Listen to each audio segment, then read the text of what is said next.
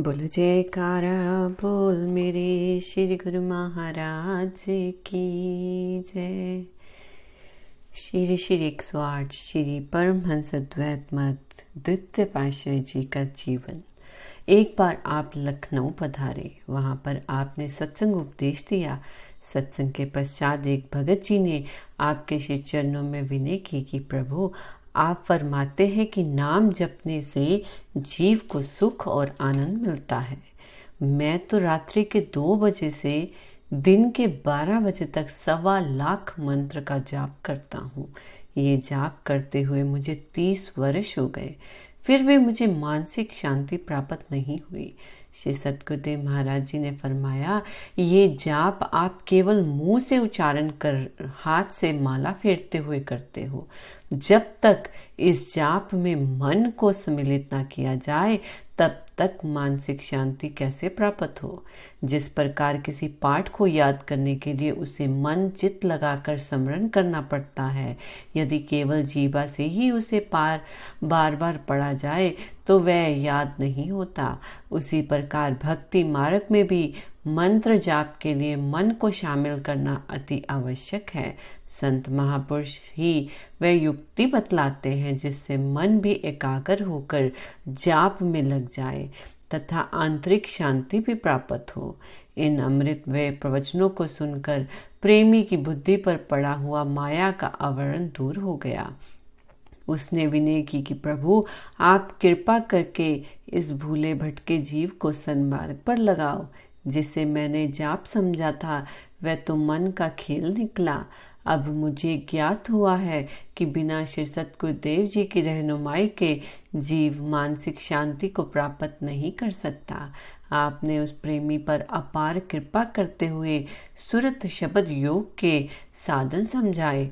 उन साधनों को करने से उसकी चित्रवृत्ति एकाग्र होती गई और वह आनंद के सागर में झूमने लगा।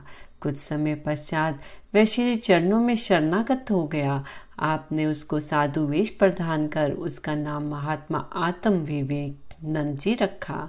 इस प्रकार आप जहाँ भी जाते प्रेमियों, जिज्ञासियों एवं शरणागतों के अंतर्मानस की विहल वेदना को सुनकर उनकी आत्मिक तृष्णा को बुझाते। अब आपका पुण्य पंजाब में आगमन हुआ। यहाँ पर महात्मा जनों के सत्संग से कुछ लोग तो उपदेशी बन चुके थे, कई तो आपके श्री दर्शन मात्र से ही श्रद्धालु एवं प्रेमी बन गए। आप सन 1926 में चकोड़ी स्थान पर विराजमान थे। उन दिनों लक्की मरवत की संगत के प्रार्थना करने पर आप लक्की मरवत उनके साथ गए और वहां सत्संग का प्रभाव चलने लगा। एक दिन आपने मौजवश प्रवचन फरमाए, एक दिन इस नश्वर संसार को छोड़कर यहाँ से कूच करना होगा। इस दुनिया को इसलिए मुसाफिर खाना कहा गया है क्योंकि इसको एक दिन छोड़ना ही है। ये धन दौलत मकान एवं सामान जो इस मनुष्य ने बड़ी कोशिश से जमा किए हैं, सब के सब यहीं पर पड़े धरे रह जाएंगे। संबंधी तथा परिवार के लोग जिनके साथ मनुष्य का बड़ा हित प्यार है, जिनके मोह में मनुष्य ने सब कुछ भुला रखा है, रैन बसेरे के साथियों की तरह हैं। जैसे पक्षी रात्रि समय वृक्ष पर आकर इकट्ठे हो जाते हैं और दिन होते ही सब अपनी अपनी बोलियां बोलकर उड़ जाते हैं, इसी तरह से जीव ने भी एक दिन सबसे बिछुड़ जाना है। मनुष्य के जीवन की पानी की एक चलती धारा के समान कहा गया है, जो ऊंचे नीचे रास्ते को पार करती हुई गुजरती चली जाती है। मनुष्य की जिंदगी भी इसी तरह है। मनुष्य का जीवन भी ऊंची नीची घाटियों को पार करता हुआ समाप्त हो रहा है। समय रूपी पूरे मनुष्य की जिंदगी को बर्फ की न्याय पिघलाता जा रहा है। श्वासों के आने जाने की गति जीव की आयु को हर समय कम करती जा रही है। सूर्य सुबह को निकलता है और संध्या को अस्त हो जाता है। सितारे रात को चमकते हैं और प्रातः मन पड़ जाते हैं। सब ऋतुएं अपने अपने समय पर आती और चली जाती है। वृक्ष भी बाहर के मौसम में हरे भरे होने लगते हैं और पतझड़ आने पर सूख जाते हैं। इसी तरह सृष्टि का चक्र चलता रहता है, परंतु अफसोस इस बात का है कि इस जीव की उम्र जब एक बार खत्म हो जाती है तो पुण्य लौट कर नहीं आती। इस मनुष्य के लिए सिवाय अफसोस के कुछ नहीं छोड़ जाती। कहते हैं, गुजरती उम्र है यूं दौरे आसमानी में, कि जैसे जाए कोई कश्ती तगयानी में।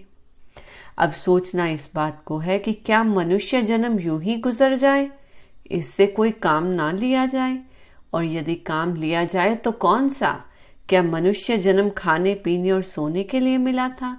इस बात पर ध्यान देना है, जैसे महापुरुषों के वचन है कि खाना है सोवना और न कोई चीत, सतगुरु सबद बिसारिया आदि अंत का मीत।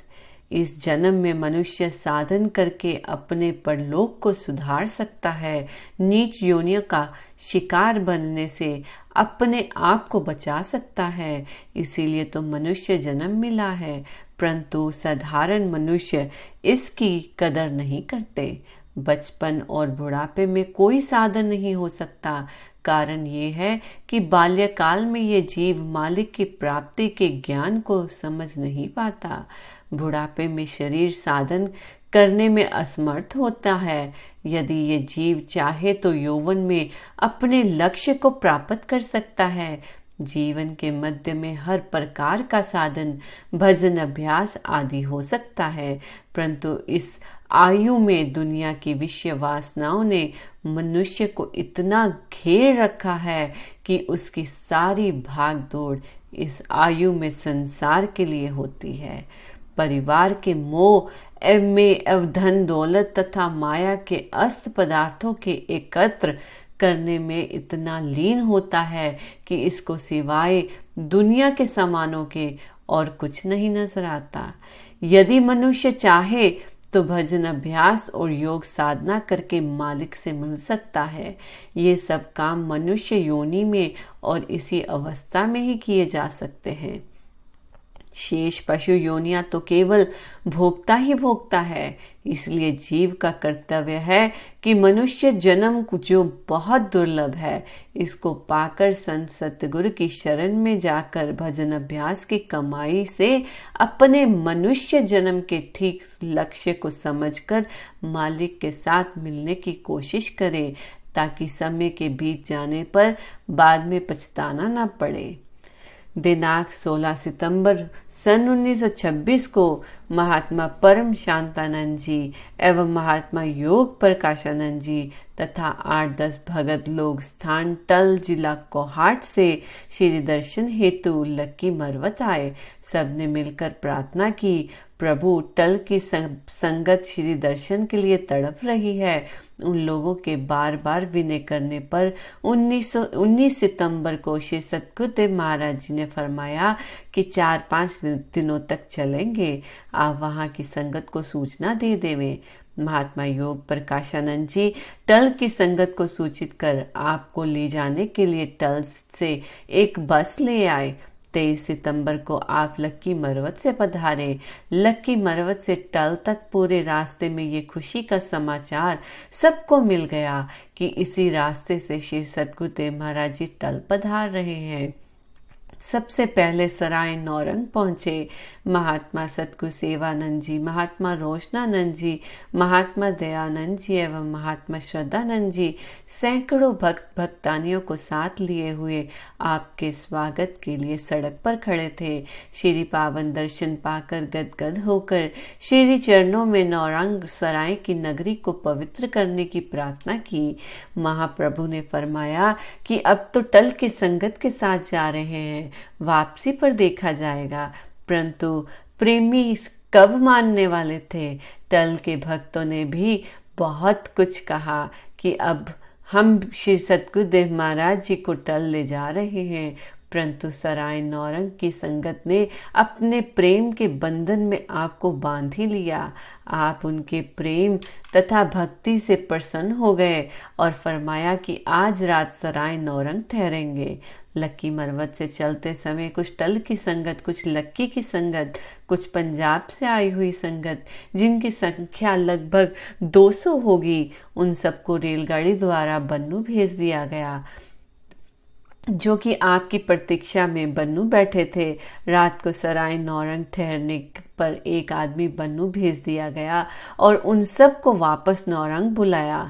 3 बसें किराए पर लेकर वह सब लोग वापस सराय नौरंग आ गए। सराय नौरंग की संगत ने आपके साथ आई हुई संगत तथा कस्बा टहलराम, गंडी खान खेल, सराय गंभीला आदि से आई हुई संगत का बहुत सत्कार किया। संगत को ठहराने के लिए सब लोगों ने अपने मकान खाली कर दिए। सराय नौरंग वालों को अपने शरीर की सुधि भी नहीं थी। सबका यही ख्याल था कि ऐसा स्वर्णिम अवसर ना जाने फिर कब मिले, इसीलिए सबने सेवा में एक दूसरे से बढ़कर भाग लिया। नौरंग की संगत का प्रगाढ़ प्रेम देखकर सब मन ही मन उनकी प्रशंसा करने लगे। सब लोगों के ठहरने के लिए मकान आदि का प्रबंध करने तथा उन्हें भोजन खिलाने में रात के 12 बज गए। फिर सब लोग जब श्री दर्शन के लिए पहुंचे तो श्री सतगुरुदेव महाराज जी ने सर्व संगत को बड़े प्रेम से निहारा।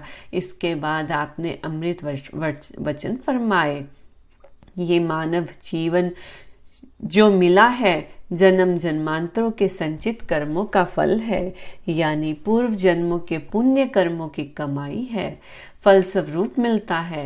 प्रारब्ध कर्म की साक्षात प्रतिमा ये शरीर है, अर्थात अपनी प्रारब्ध अवश्य मिलेगी, सिवाय प्रारब्ध के कुछ नहीं मिलेगा। भ्रम और अज्ञान के कारण इसे ये भासता है कि मैं पुरुषार्थ कर भरण पोषण कर रहा हूँ। पूर्व जन्मों के कर्म अनुसार इस जन्म में शारीरिक निर्वाह के लिए प्रारब्ध से अधिक कुछ भी नहीं मिलेगा, इसीलिए इच्छाओं की पूर्ति के लिए पुरुषार्थ करना निरर्थक है। गुरुमुखो, ये मनुष्य जन्म पूर्व जन्मों के संचित कर्मों का फल है। ये मनुष्य पूर्व जन्मों में जो कर्म करता है वह अगले जन्म के लिए प्रारब्ध बनती है। जो पिछले जन्म में बोया है उसी का फल अगले जन्म में मिलेगा। यदि मनुष्य किसी वस्तु को प्राप्त करने के लिए पुरुषार्थ न करे और चाहे कि वह वस्तु उसे मिल जाए तो यह संभव नहीं। इसीलिए शारीरिक सुख ऐश्वर्य की पूर्ति में अपने अमूल्य जीवन की घड़ियों को खो देना ठीक नहीं। यदि केवल क्षण भंगुर सुखों के पीछे अथवा अपनी इच्छाओं की पूर्ति के लिए पुरुषार्थ करता रहा तो शुभ कर्मों की पूंजी संचित ना कर सकेगा। संत महापुरुष जीव को चेतावनी देते हैं कि ये जीव अपने खान पान पहरान आदि की इतनी अधिक चिंता ना कर, जिससे कि सारा समय इनकी पूर्ति में ही नष्ट हो जाए। मालिक का भरोसा कर, मालिक की बंदगी कर। गुरबानी में भी लिखा है, काहे रे मन चितवही उद्मु, जा आरी हरि जियो परिया। सैल पत्थर मही जत उपाय, ताका रिजक आगे कर धरिया। कि मेरे मन तो अपने आहार को प्राप्त करने के लिए इतनी अधिक चिंता क्यों करता है, जबकि मालिक को सब जीवों के पालन पोषण की चिंता लगी हुई है। चट्टानों तथा पत्थरों में भी जीव पैदा हुए हैं, उनके लिए मालिक ने पहले से ही भोजन का प्रबंध कर दिया है। ए मन, जो संत महापुरुषों की संगति प्राप्त करता है वह संसार सागर से तर जाता है। गुरु की कृपा से ही परम पद की प्राप्ति होती है। सूखी लकड़ी के समान शुष्क हृदय भी हरे भरे हो जाते हैं। माता पिता संबंधी पुत्र तथा स्त्री पति कोई किसी का आधार नहीं है। जीवों को पैदा कर प्रत्येक प्राणी को यशोचित भोजनादि पहुंचाना उस मालिक का काम है, तो फिर अपने खाने पीने की व्यर्थ चिंता क्यों करता है। हिमालय पर्वत से सैकड़ों मील दूर कुंजों का दल कार्तिक के महीने में उड़ उड़ कर नीचे की ओर आ जाता है। वह अपने बच्चों के को पीछे छोड़ आता है। उन बच्चों के पीछे कौन खिलाता है और कौन दाना लाकर चुगाता है। प्रत्येक कुंज अपने मन में बच्चे का स्मरण करती है। स्मरण करने मात्र से ही बच्चे का पालन पोषण होता है। जब साधारण पक्षियों की ऐसी बात है तो फिर चिंता की क्या आवश्यकता। सब खजाने, 9 निधियां एवं 8 सिद्धियां मालिक के हाथ में है। उस मालिक पर बलिहार जाना चाहिए जिसका कोई अंत नहीं पाया जा सकता। संत महापुरुष मनुष्य को उपदेशों द्वारा जगाते हैं कि ए मनुष्य, यदि मालिक कीट पतंगों, पशु पक्षियों को प्रारब्ध दे सकता है तो तुझे कैसे भुलाएगा।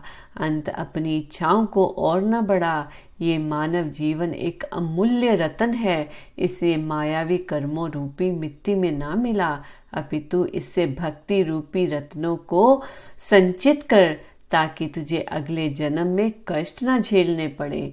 वासनाएं और इच्छाएं कभी समाप्त होने वाली नहीं। ये जलती पर तेल का काम करती है।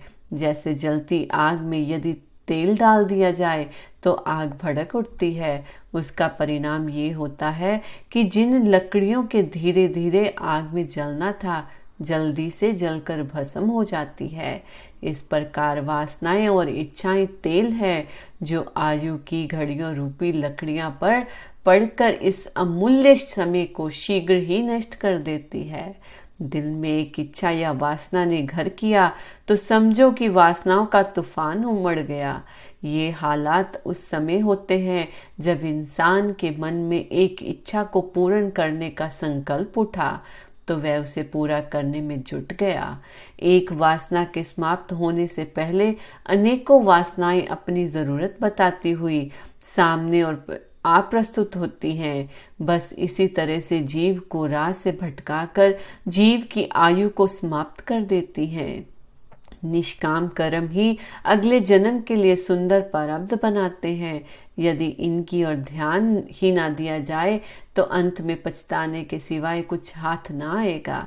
यही वासनाएं ही उसकी 84 का कारण बनेगी। अपनी प्रारब्ध पर राजी रहकर मालिक के सुमिरन में दिल लगा।